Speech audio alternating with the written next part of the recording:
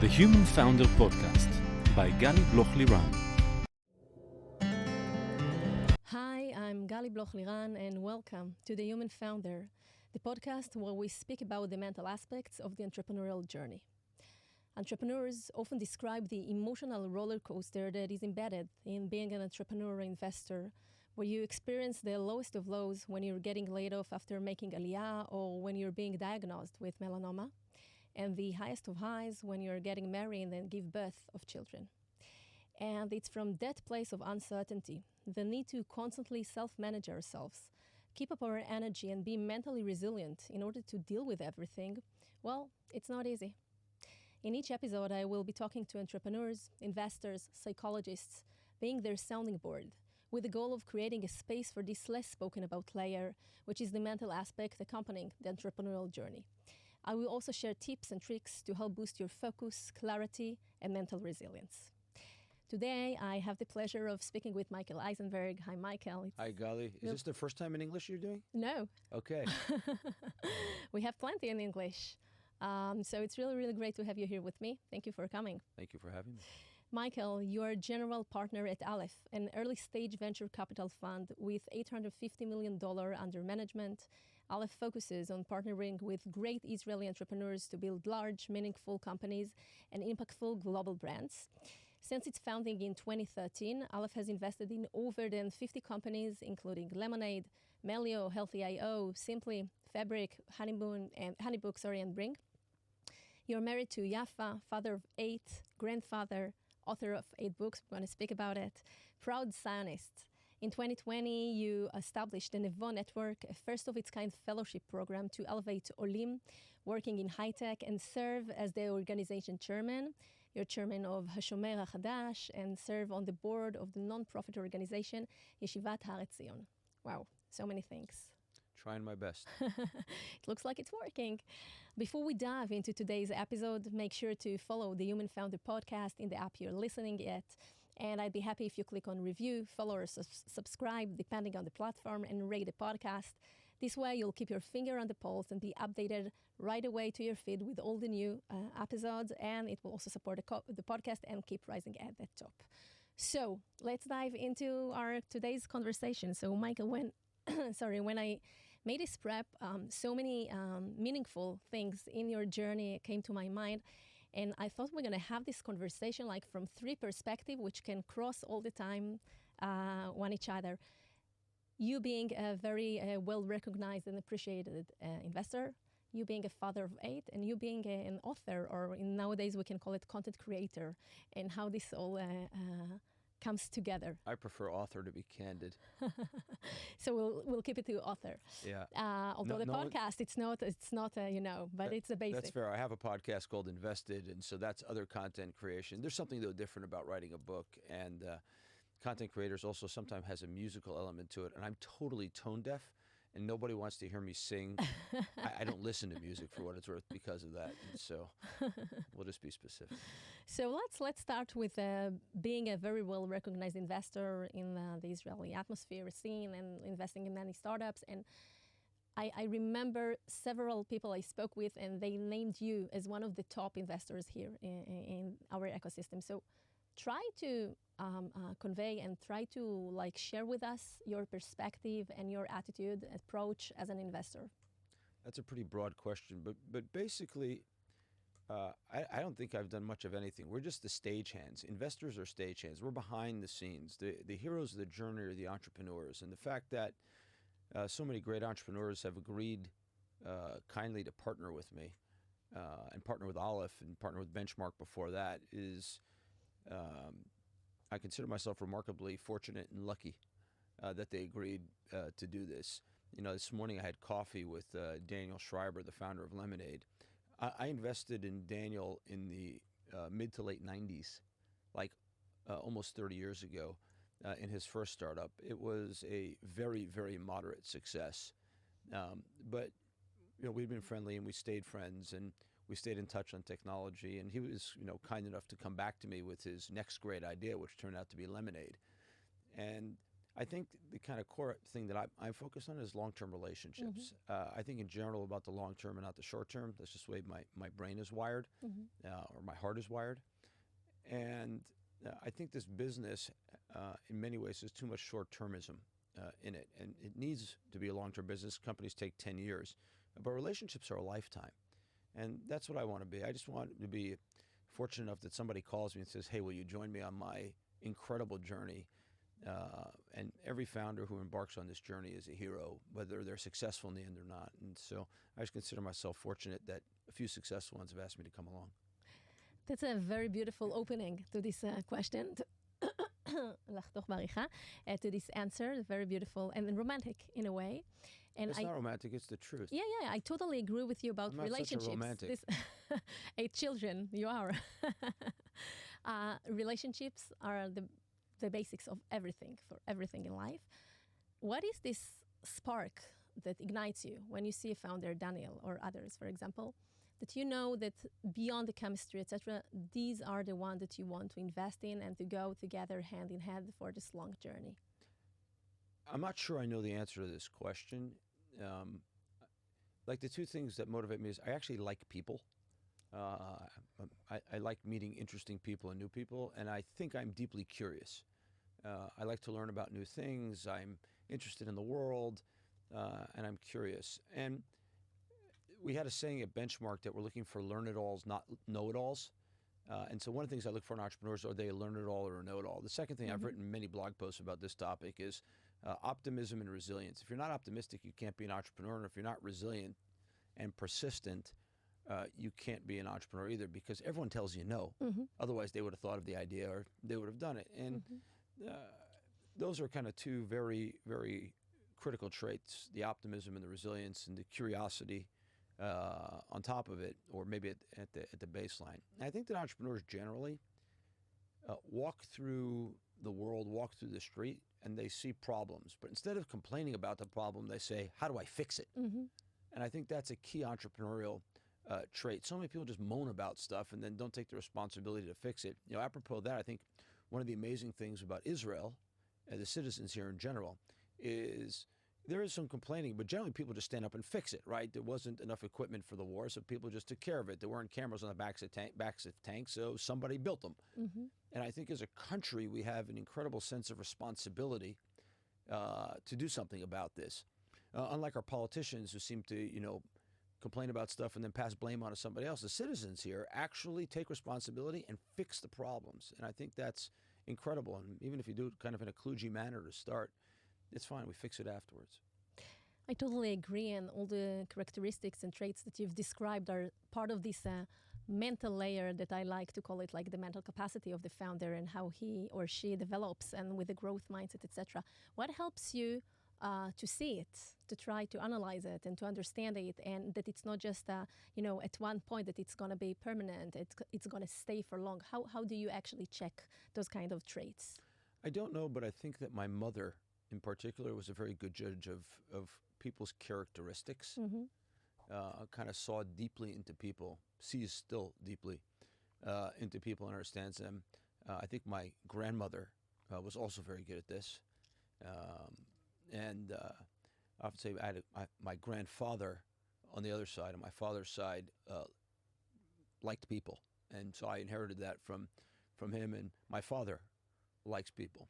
And so I think I grew up with this, with parents and grandparents who could see another level deeper in people and kind of genuinely liked most people. Again, that's so romantic. That's beautiful. And it's just we the truth. Well, when the truth comes from so much from inside, then, it shows something else. And also there's this phrase about, good eyes. When you have a smile, like to see people, in Hebrew, to see ayin things. tova. Bidiuk, exactly.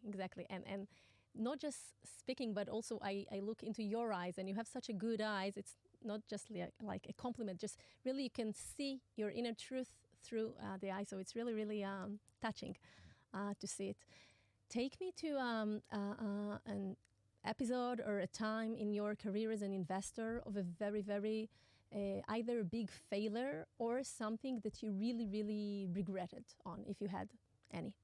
There was a company back in I think I invested in like 1999. So it was like the height of the internet bubble. But I was like 28 years old. I didn't know what the heck a bubble was then.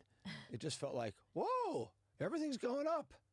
This is amazing. And everything can go up forever. Always, by the way, in your first kind of bull market or bubble, you don't understand that these things are cyclical and there are manias. It took me the first one, and thankfully it happened to me when I was young. So I had another kind of 15, 20 years, maybe 25 at this point to get past it. Anyway, we invested in a company called Print Life. And Print Life was the first company to develop what we now call photo books. And everyone has them today, right? You upload your digital photos to whatever it is, Snapfish or Apple or Google Photos, and you print a book.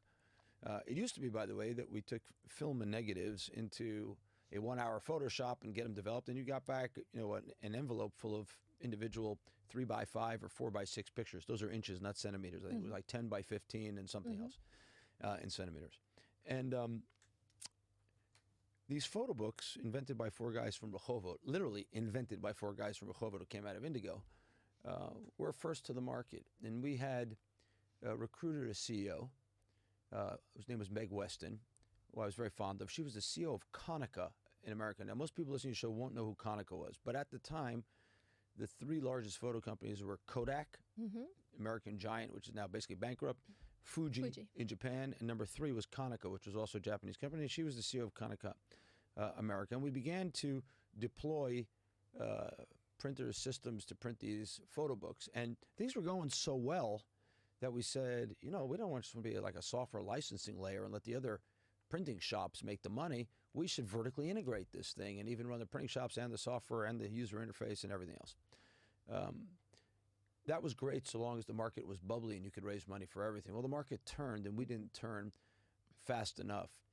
And, I think we missed a golden opportunity to be the industry standard for this had we been smarter about the business model. And the key lesson from that was, 1 is markets change. 2, you better damn well know where you're getting capital from if you're running a capital intensive model. And I saw this giant opportunity. Look back now, it was a giant opportunity that we could have won. And because of bad business model decisions that we made as a board and as a management team, we didn't get there.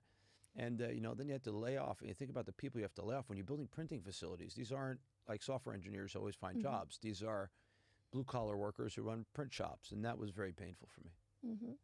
It's always painful, those moments. Layoffs are always painful. This was particularly painful because, we had a winner. What stayed with you from this feeling of this exact moment? You are tested in how you make decisions when these hard things happen. That's what stayed with me. From that, I still carry what I would call some guilt about an executive that we recruited from a very, very well-paying job to kind of manage our print facilities. His name was Phil. I think about him every time I got to make a hard decision. And I'm going deeper with this. How do you, as an investor, deal with this feeling of guilt? For example, in this specific situation. There's the technical answer, and then there's the deeper answer. The technical answer is pay people, right? That's the technical answer. What they're doing, their severance, et cetera. That to me seems obvious, moral, legal. That's obvious.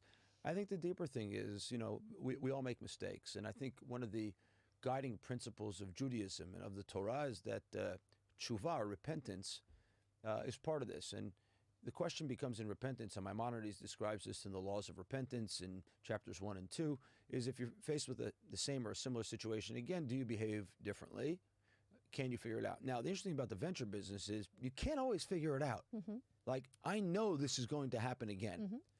But that's why I say how you react and the empathy that you have, and do you at least try to foresee some of it, is kind of a key part of that repentance for mistakes that you've made in the past. And it's hard to know because these are multivariable equations.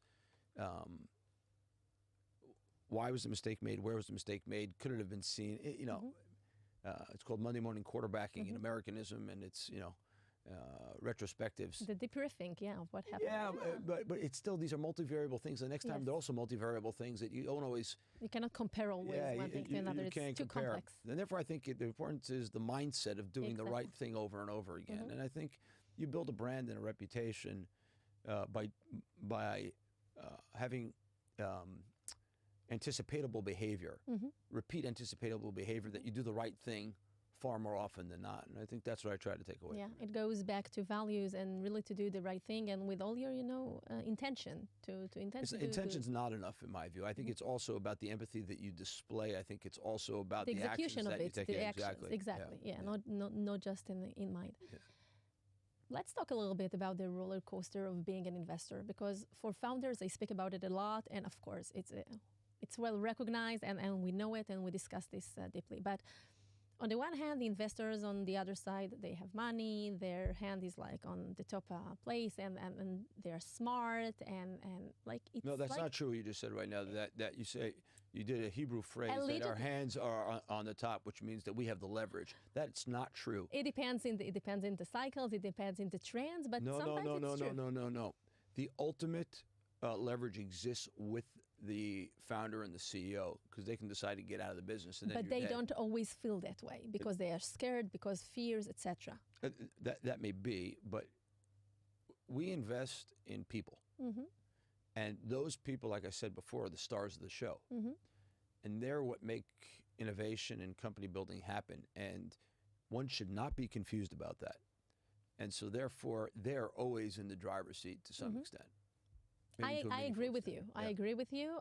Not all investors will think the same way, but from my values, I agree with you. Okay. But the angle I want to address now is like from your point of view as an investor, the roller coaster that you are being through, like investment that you missed, or something between the partners in the fund, or when you sit in a board with other investors from other VCs and they have different, ideas about strategy, etc. So how do you manage as an investor your internal and mental roller coaster in this journey? There's a famous saying in the venture business that lemons ripen faster than pearls. So you actually, you don't know for a long time whether you're successful at this business, but you feel like a failure quickly. Mm-hmm. And I think part of this business is having an iron stomach, right? Because you're going to fail, and you need to actually embrace that failure to get better. That's number one. Number two is you have to live with kind of loneliness. I got asked on a podcast earlier this week, what's the book I want to go back to, and it's called The Lonely Man of Faith, written by Rabbi Soloveitchik. There's a lot of loneliness in being an investor, and Howard Marks of Oak Tree Capital describes this really well. There's 4 quadrants in investing, and there's 2 axes. Axis number 1 is, are you right or wrong? And axis number 2 is, the x-axis is consensus and non-consensus. So everyone knows if you make a wrong decision, you're going to lose money. What most people don't understand is if you make a right decision, but you're in the consensus, you're also not going to make money because it's priced in. And so therefore, the only way to make money as an investor is to be right and be non-consensus. It's very lonely to be non-consensus. And so you need to be willing to live with that kind of deep existential loneliness. And then you're wrong before you're right, and it makes you more lonely. And so you need kind of an iron stomach for the risk and the loss and the pain of that to kind of keep pushing through. And how do you deal with it? I think because you're a very, I think, sensitive guy and with good eyes, and like you're a very people person. How do you balance it with this iron stomach? I think you need to have conviction in that which you believe in. And at the same time, there are people who, and you or me, not successful along the way, that you need to just have open conversations about. When the war started, I went to one of our founder CEOs who I did not think was going to make it. And I said to him, I think you should shut it down. I don't think we're going to be successful, and I think you should get your time back. And I think you should get your focus back. Here's what I think you should do. And we went out for a beer at the beginning of the war, and there was a lot going on. And I was crazy busy on war-related stuff, and he was too. And he thought about it. We had another conversation, and he said, thank you. It was a deeply empathetic conversation. It was hard. We had a big hug in the middle of an aroma in Midtown with nobody else in the place, by the way. Midtown here in Tel Aviv. And I think that's you know, at the end of the day, no great founder, and he is a great founder, and he will rise again, wants to waste their time on something that's not going to work. And so, if you free them, you don't have to give us any money back. It's all fine. Just let's wind this down. Let's get our time back, and let's you get your time back. And I think that's kind of a way to do it. It's like embracing both pragmatic and realistic approach together with the empathetic one, and together with the relationship and seeing people, and also understanding that life is a journey. It's not just one thing, one opportunity that now cross our ways. It will come again from another direction, from another opportunity. We're here like for the long haul, and let's see when the timing is right, when the mental state is right, the idea, the market. Look, I think there's many people have a problem separating personal empathy from business decisions. I think one of the good things that Americans do right, and America does right, is business and personal is personal. In Israel, more things are personal. But I think it's important to understand that business is business, and it's in your best interest sometimes to say, okay, not working, let's move on, and all's good. And that's what I try to do. Yeah. What made you become an investor, Michael? I was unemployed. That's the truth. I started in political consulting for the beginning of my career. That was itself kind of an accident. And I was laid off. And I was here, and we had a child. They didn't tell me I was laid off. This is pre-internet. Like, it took me months to figure out that I was fired. And I couldn't find a job. That's literally what happened. I could not find a job. So I ended up starting something. That something became a merchant bank for tech. Which is a longer story that we have time for on this podcast. And it became like a merchant bank for tech. I didn't have any money to invest, but I was good enough that I could call wealthy people and say, hey, why don't you invest in this startup? And I committed to invest in the startup. What I had really committed to invest in the startup was the fee I would get from the company for raising the money from these investors. And I was dialing for dollars. I called as many wealthy people as I get their phone number to invest in it. Actually, also a digital photography company. And then we invested the fee, and then that company, actually the first company I did this thing for, actually hit and was successful, which was incredibly fortunate. So it was like bottom up, not like a strategic decision or something, just trying like what you're going to do next after being What happened, I didn't even know what next was. It was like what am I going to do? I persuaded an investment bank, it's itself a long story, in San Francisco, to hire me as a representative in Israel. I didn't know anything about investment banking at the time. I certainly didn't know anything about technology, and I was in this country for 4 years, so I knew less about Israel. The one thing I'd say for myself is that I was smart enough to know what I didn't know. And so when I got this representation at the investment bank, Montgomery Securities, I called somebody who had not hired me before, named Shlomo Kalish, and I said, listen, I don't really know anything. You have a network, and maybe you know something. Why don't we partner? And we did. And so Shlomo was like the Israeli hand who had a lot of relationships and far more experience than I did, and I brought the business model. And where this self-efficacy and feeling, sense of like inner strong belief within yourself that you can do it and you're starting, where did it come from? I think my parents,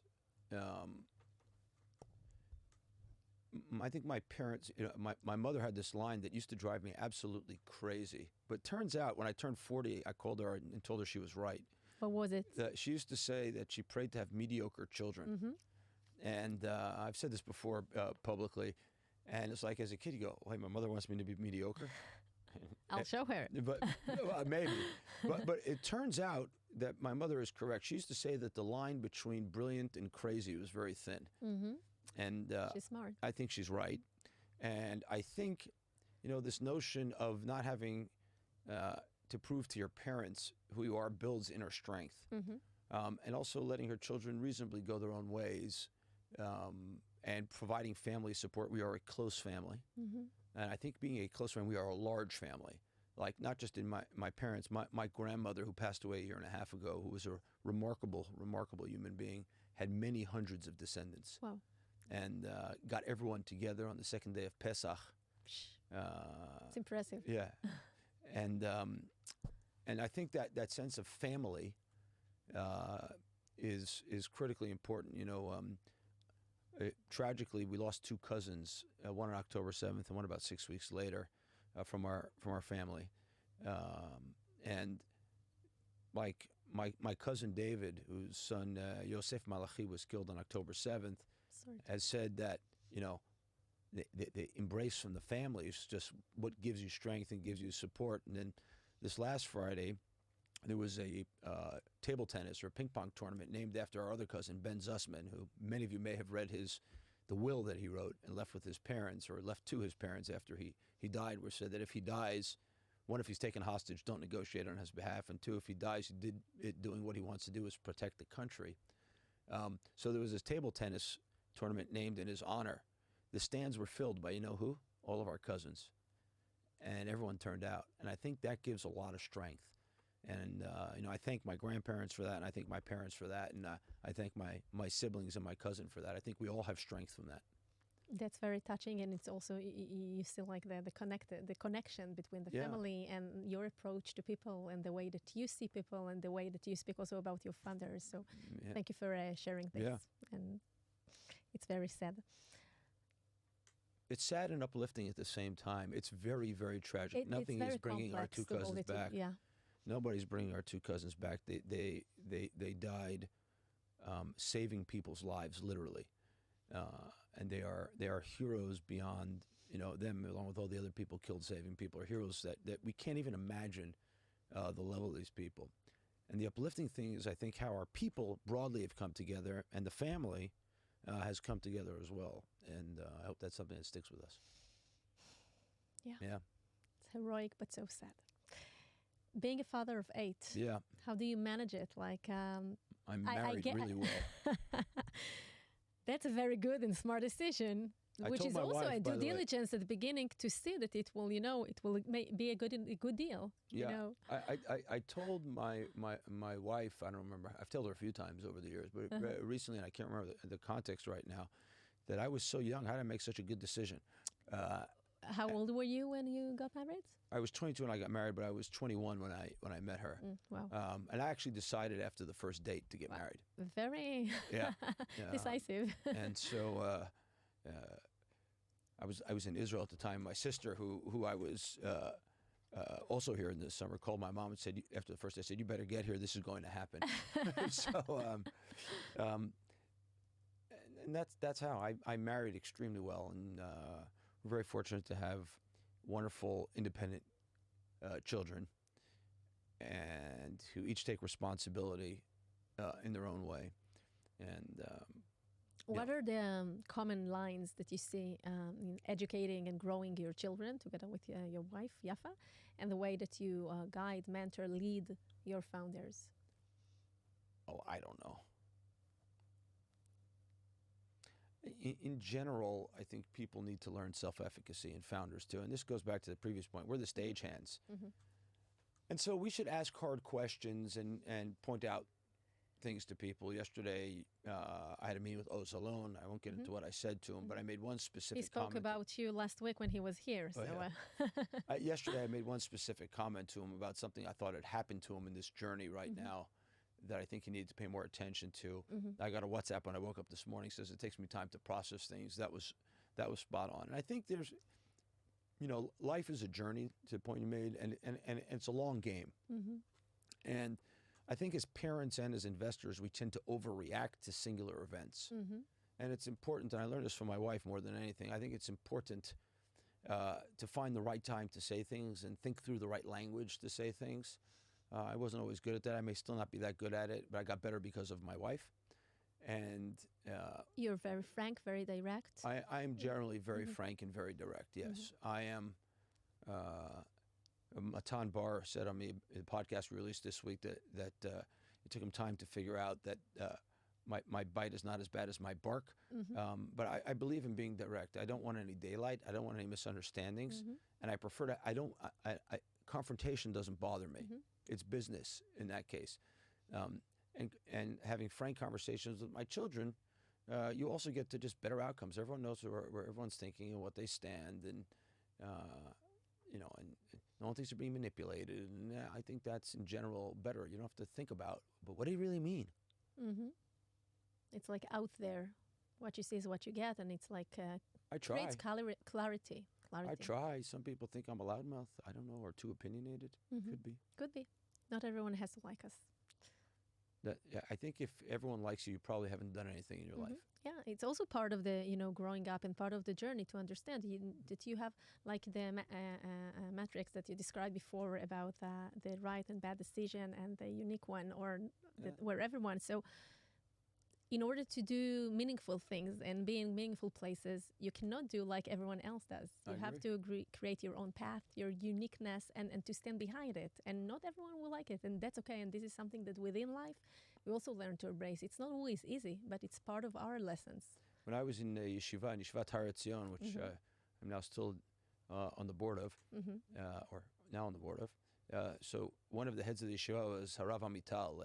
Years later, became Sar Memshelet Peres after Yitzchak Rabin was killed. And he used to say, when they asked him what he was looking for from his students, he said, "I'm not looking for more Amitals. I'm looking for people who think differently and independently, etc." as his students. And that had a huge impression, made a huge impression on me. I agree, because that way you also feel that you left something from you in others, but they grew it in a different way. This is what we do with our children as well. When we're young, we think maybe we want them to be like us, but when we grow up a little, we understand, no, we want them to be like them, not like us, to take from us good things, but to pave their own path. Yep. You wrote 8 books. You were always writing. This is something like, you did from a very young age. It happened all of a sudden. What was this urge or feeling that made you start with it? My interest in writing, I owe to a 9th grade English teacher I had, whose name was Miss Maevsky, who we used to call the lady. That was her nickname. Where was it? It was in the high school I went to called MTA, which was Yeshiva University's high school in Washington Heights in New York. I had her in the 9th grade and the 10th grade. She was a tough lady. Used to sit in class and she would say, "Mr. von Eisenberg, what do you see written on the board behind me?" And it's Miss Maevsky, the board is blank, and she says, "It says no fidgeting, now sit straight." And she had many things like that. But you would get into her class and she'd say, you had to read like a book a week. And I remember, we'd read The Lord of the Flies. And she said, "Okay, 10 pages, start writing." And you'd sit there for the 50-minute period and your arm hurt by the end of it. But you wrote, you poured things down on paper. And you had to learn to kind of organize your thoughts quickly in doing that. And she kind of initiated my love of writing. And then in the yeshiva, they kind of forced you to be creative and to create Torah. And I wrote things down there too. And I've studied Torah my whole life, or large parts of it, since I'm in the first grade officially, but really the 3rd grade. And I started making notes, and the notes I sent them out to people, and they said, "Oh, this is interesting, maybe make it a book." And one thing led to another, and I wrote one. And the book I wrote on anti-Semitism and assimilation, which in the perspective of the book of Esther and what's going on now in the United States, unfortunately has come true way harder than I thought it would. It was written in 2015 and then translated to English and rewritten or adapted in 2016. And unfortunately, it kind of called this moment in time. And that was something that had been sitting in me since almost age 17, 18, that I wrote it incredibly quickly. It was written in a couple of months because it had been sitting in me. And I've liked to write. I actually did a draft of a first chapter of a book when I was in college. I never finished it. I may have the yellow legal pad somewhere that has it on it, it was in advance of the EU becoming the EU. They just announced the EU, and I wrote what I thought was going to be a thriller about 4 radical Islamists that moved to Europe and waited to be nationalized and then could move freely throughout Europe. This was I wrote it in 1991 or 92. I don't know if I still have it, never put it out anywhere. And so I was always fascinated by these things. And I finally just started writing in 2015, and it's been like a labor of, I don't know if love or mission since then. I listened to you the way that you describe the way you write, and I just finished now writing my book. And for me, it was also beyond the knowledge that you share and the examples and whatever, topic is this. It's also some kind of a journey into ourselves, like to express our feelings, the experiences that we've gone through life. And it's something very therapeutic also to sit and to write, and many reflections and mirrors to yourself. How do you feel about it? I don't find it therapeutic at all. I feel some pressure to get it right Hmm. to the best of my ability. I feel some pressure to get it out there. Why is the pressure? Because it's a truth that must be outside that everyone will. I can't say it's a truth, but like I think we're in a foundational moment right now for the world and for the Jewish people in the state of Israel. Mhm. I've thought that for years already. Mhm. That's why I started to write in 2015 and 16 this notion about the challenges of diaspora, Jewry, and assimilation and anti-Semitism. I felt that the critical moment was on the way. And now I feel over the last 5 or 6 years, which is I think now come to be since October 7th, Mhm. I felt that we never sat down to define properly what is unique about Israel. Mhm. The first uniqueness about Israel was we have a state. Mhm. Ben Gurion founded a state that Jewish people could live as they are, who they want to be, how they wanted to be, and feel safe and secure here in a way no one has in 2,000 years. Wow.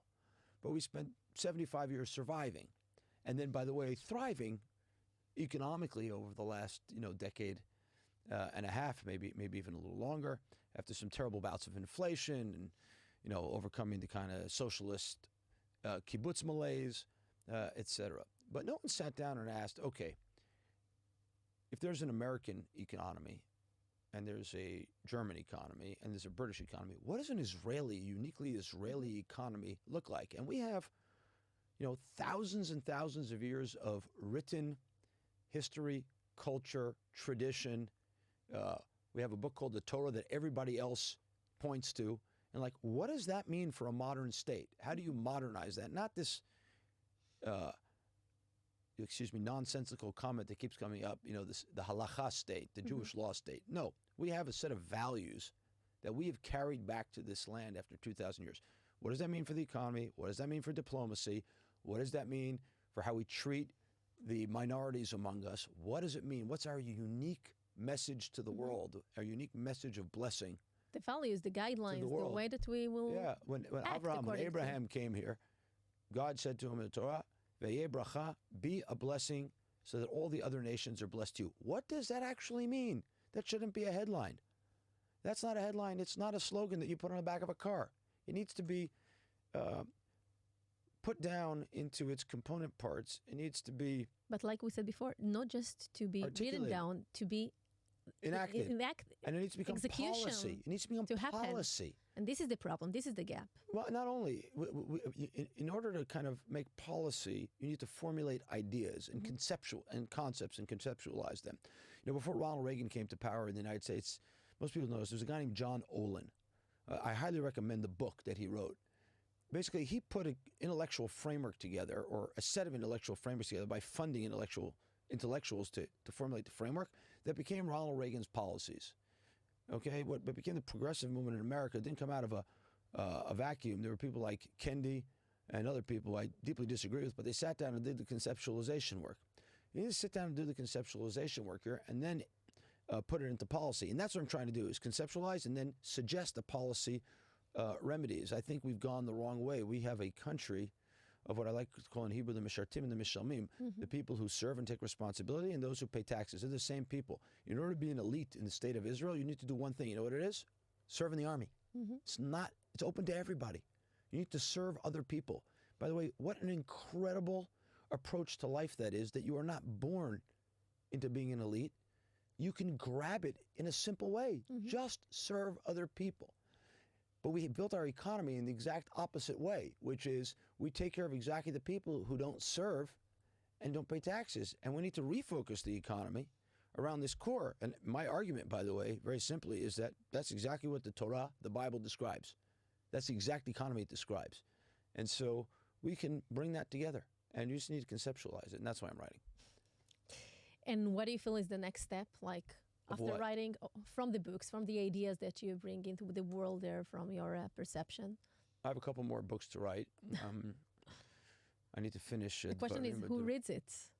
And if it gets to the right people. I know who the right people are, but I've had 3 that have been bestsellers already. I mean, somebody's reading it or at least buying it, or maybe I have enough family members that they buy it. I don't know. But it also the feeling that you're doing what you think right. Yeah, look, maybe I'm just whistling in the wind, or, maybe the tree is falling in the forest and nobody hears. I don't know.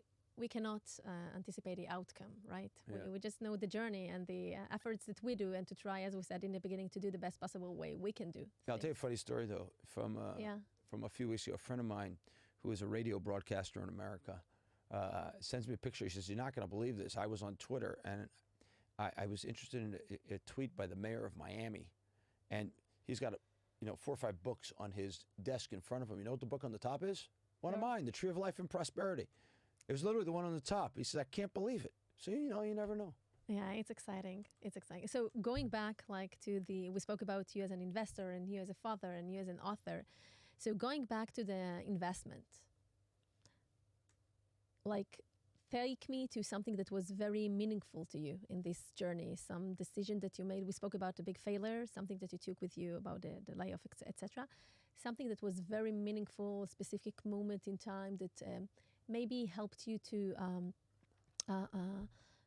pave the way that you invest in people, something that was very impactful for you. It's a specific relationship, a specific decision, a specific moment in time, a company that made a difference in the world, someone you worked with.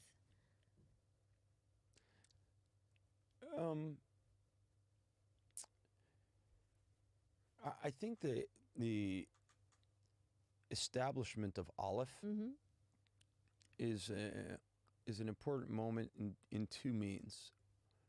So I continued at Benchmark for about 4 years after Benchmark decided that it was no longer investing internationally. And I'm eternally grateful to my partners at Benchmark. We shook hands in 2009. We never signed a document, as best I can tell, that I would do my part to manage out the Israel portfolio and continue investing out of their main fund, and they would continue to be supportive. And when I wanted to go out on my own, they would be supportive. And my partners at Benchmark were absolutely incredible. Bruce Dunleavy, Bill Gurley, Peter Fenton, Bob Cagle, Kevin Harvey, Mitch Lasky.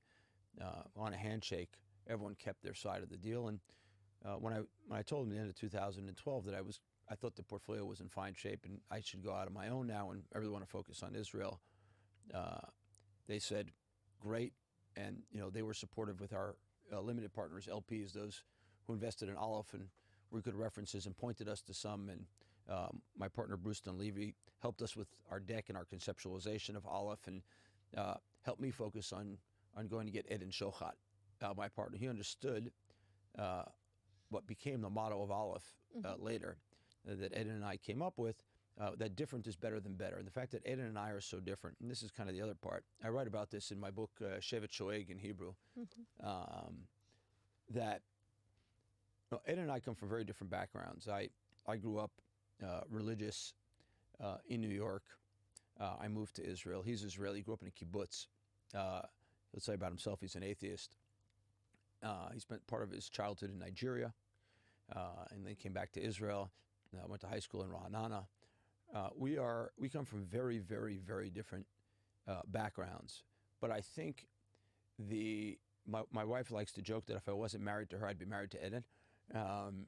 But I think the kind of coming together of Aleph and the special relationship I feel that Eden and I have just gives me incredible gratitude and a sense of fulfillment. I deeply love the guy.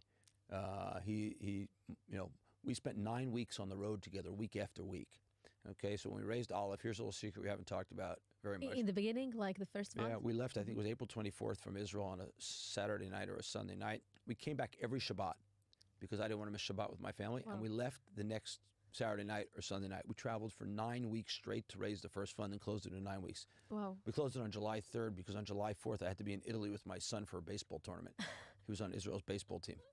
And I think that it's just, it's gratifying to develop relationships with people who come from different backgrounds. And, I think he was skeptical at first and I wasn't sure at first, but I like to say, and I said this in the book, is the way we build. Most people think that you like someone, you go into business with them. You like someone, you decide to do something. It's not like that. You work together and you develop affection.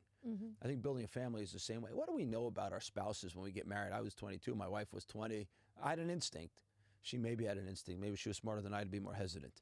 But but then you build something together, a family, a set of relationships, and you go through shared experiences, and that's how you build even deeper relationship and deeper respect and deeper love.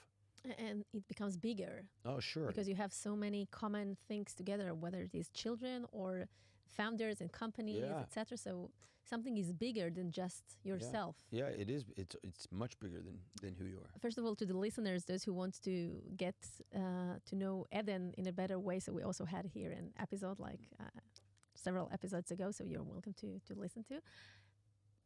Who put you together, you and Eden? Who introduced you? We met because I published a blog post, I think it was in 2009, called the Hummus Manifesto, which complained about the fact that Israel was too wedded to Microsoft technology at the time, and as the open source revolution was happening, there weren't enough people doing open source.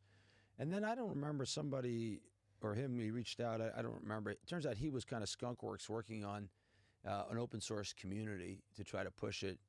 And I gave a talk at a conference called Reversim at the time, which is put together by Ori Lahav and blanking on the second guy right now. And I think we might have met there. And then when Catherine Main of Horsley Bridge came and said, hey, there's no early stage funds in Israel. This is the end of 2012. You're one of the few guys who can raise one. You should go do it. I said, I need a partner. And we both put two names down on a piece of paper, and Eden was one of them. And he was an entrepreneur. I was an investor. He had just started his investing career, so at least done a couple of deals. So you wouldn't have to teach him everything. And so, we dated. He then broke it off. By the way, that seems to happen to me a lot. My wife tried to break it off also at some point before we got engaged. But Eden broke it off at some point, and then why? I think he felt bad about not continuing it at Genesis. He was the succession plan, I guess, at Genesis, and maybe he wasn't sure we could raise the money. I don't know. You have to ask him that. But then ultimately, kind of persistence paid off, and we ended up going to do it. Persistence is key. It is. Many things in life. It is. And only through time you see the value of it. I thought on the way here today about the meaning of the Aleph name. Oh, yeah. It has so we many... have a whole slide on that in our original deck, yeah. So I didn't see it, but tell me what you put into it. I mean, I can think about what I put into the meaning, but it has so many different meanings that can be very connected with what you're doing. It was an aspirational name. So number one, it's a Hebrew letter because we were focused on Israel. The first one, Hebrew letter. I'm coming to that. Yeah, okay. So it's a Hebrew letter. Everyone was adopting names here that could be kind of pronounced anywhere. And we wanted to be uniquely Israeli to invest in the Israeli ecosystem. Number two, it's the first letter. And so because we wanted to be number one, and not just in Israel, we wanted to be number one on a global scale, the number one address for great entrepreneurs. We wanted to be number one in performance for LPs. We wanted to be, recognized globally. That was kind of number two. Number three, Aleph is a precursor letter to the Greek letter alpha. Alpha is your performance above the market. And so in order to get alpha, you need Aleph. And so that's the thing. Also, it's sometimes read, the Hebrew letters are read as Aleph, which means 1,000. And 1,000 is like an aspirational, number. It's like an epoch. And we thought that this could be a generational firm and produce like really outsized returns. And then the last one that Eden likes to quote is that Aleph is the base numeral and cardinal number theory. And it's like the infinite number. And so it's kind of can go to infinity. And you have a good story and meaningful and truthful one from By the way, the also inside. Eden, most people think it's with an ayin, but it's with an Aleph, the first letter. I already know because I wrote his name many times. Yeah, and my last name is Eisenberg with an Aleph, but I actually didn't think of either of those until afterwards because I actually didn't know his name was with an Aleph until after we started the firm. But the bias comes later. The bias comes later that you start to see and to justify the decision that you made. Our new partner is Tomer, but whatever. We can give him another name. Yeah, he should be called Omer with an Michael, Aleph. what's next for you? For you, for Aleph, for our country, what's next? I'm working on another book or two right now. That's next for me. Thank God my children are having children right now, and that's incredibly meaningful. Are you know, a present grandfather? You spend a lot of time with your grandchildren? Probably not enough. Probably not enough with my children either, especially since October 7th. Um, and I just think we're at, like I said before, we're at a moment of history of refounding of this country. I was not fortunate to be alive in 1776 in America, and I wasn't fortunate to be alive in 1948 in Israel. And I think we're all, despite the trauma we've all been through, but the growth out of the trauma of this refounding of the state of Israel is something that I find both exciting and awe-inspiring, and believe that we all have a responsibility to put our hands in for the refounding of this country. And there's going to be a reconstitution of this country by very willing people. And one of the things that inspires me today as I go out, you mentioned I chair the Shomer Chadash, I see the young people of this country. They're unlike the young people of any country in the world. I wrote this, I don't remember how many days into the war, I called them the defining generation, against a very confused world of young people, against a very individualistic culture of young people, even Jewish kids in other parts of the world. Our kids have risen up. They all turned up to fight for freedom, democracy in the West on October 7th. People flew back here. They crawled into seats to come back here. Everyone ran to the front line. They didn't run away. They ran towards. Everyone turned up to give a hand with whatever they knew how to do, whether it was making food, cooking food in the field, building cameras for tanks, calling people. We have the greatest group of young people anywhere on this planet, bar none. And just before I came here, I tweeted out, so I chair the Shomer Chadash. We have a youth movement with many thousands, actually 20,000 kids in it. And when everyone ran away from the north right now because of the Hezbollah rockets and canceled their camps there, we kept them going. And they're all there. And you know what they're doing? They're cleaning forests. And they're putting out fires. And they're playing. And they're showing that we're alive. And this generation is incredible.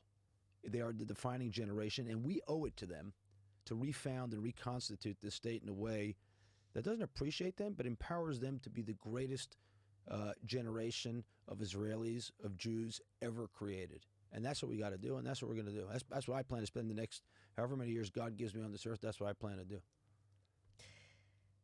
You're so inspiring, Michael, and the same resilience and optimism you spoke about earlier while choosing your founders is exactly the same values that you show now and you speak about now, this resilience and the optimistic that we're going to prevail it and we're going to be okay, and there will be a post-traumatic growth will be here after what happened. We're not going to be okay. We are going to rise. And I deeply believe that as we reformulate what this country is going to be, this characterization of Abraham, it's not an accident, in my opinion, that we had the Abraham Accords right before this, and the Hamas tried to destroy the expansion of the Abraham Accords. I don't view that as an accident of history. I view that as foundational. Abraham's job was to be a blessing for the nations of the world. His job was, and he did this, to form covenants with the other nations of this region. It says it right there. With Aner, Eshkol, and Mamre, he formed a covenant, and they went to battle together against evil people, evil imperialist people, and evil imperialist ideas. We were on our path to do that, and Hamas and Iran tried to interrupt that. And the thing we owe to ourselves and to our children and to the world of values, is to make sure that those Abrahamic values and the blessing that comes from them are extended to the people of this region and the world. And we're going to rise, and we're going to fulfill that. I'm very, very confident we're, because these kids are incredible, and they get it. Anyone walking around with their head down, just look around at the kids. Look around. Go out to the fields. We bought, at the Shomer Chadash, we've bought almost 300,000 people at this point to volunteer in the fields. We have 1,100 teenagers who are doing week after week volunteering in the fields, helping farmers and ranchers. They're called the Freierim, which means the suckers. And they're proud of it. And so if you have any moment of despair or depression, get off your butt and go out to the field and see these kids. Go to the front lines and see the kids. You know, we had 4 kids, I've said this many times, in Gaza, 5 in the army. And, you know, for a lot of months. This is our first 2 weeks straight that we've had nobody in the front lines. And my kids inspire me. We owe it to them. I owe it to them. I haven't done enough. And so we're going to make it right. We're going to make it great, not right. And this goes back to the servant approach of what we're here and how can we serve and how can we help and how can we contribute. That's correct. To a better future. Michael, thank you so much Thank for you, this sense of optimism and resilience and Thank you. inspiration and all the really, really interesting topics that we've touched. I appreciate your coming here. To our lovely listeners, we're going to hit pause until the next episode. That's also something I say to the entrepreneurs in my clinic in between sessions. If you enjoyed listening, I would really appreciate it if you share the podcast with people who think you would derive value for it. Thanks to the amazing studios at Google for Startups, and feel free to visit my website at galiblochliran.com and leave there your details if you wish to be updated and learn more about the mental aspects of the entrepreneurial journey. Let's hit pause. Till next time. Thank you, Michael. Thank you, Gali. Rate Gali 5 stars, please. Don't just rate it. Thank you. Founder Podcast by Gali Bloch-Liran.